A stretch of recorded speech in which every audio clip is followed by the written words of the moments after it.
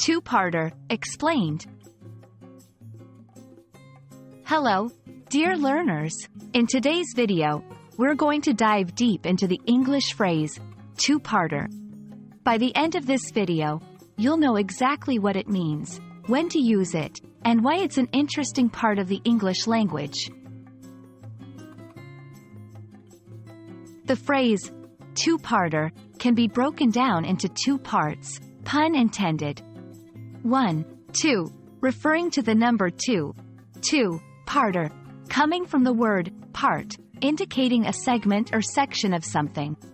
Together, these words suggest that something is divided into two distinct parts or sections.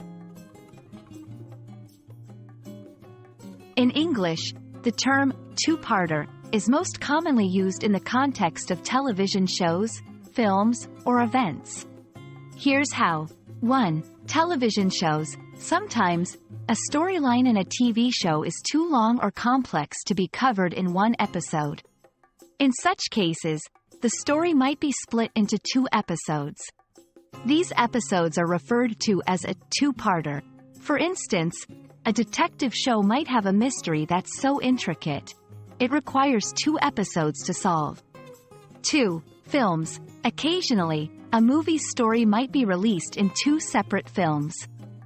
Think of those epic movies that have a Part 1 and a Part 2.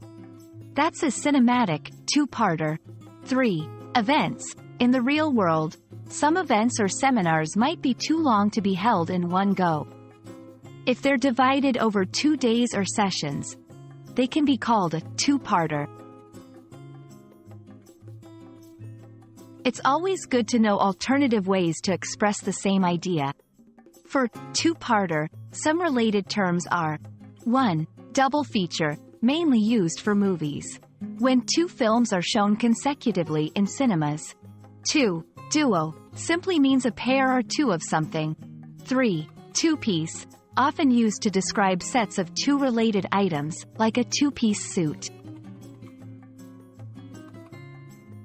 And there you have it. Two-parter is a fun and useful term to describe anything that's split into two distinct parts or segments. Whether you're binge-watching your favorite TV show or attending a seminar, you now know what to call it when things come in pairs. We hope this explanation helps you in your English learning journey. Happy learning and see you in the next video.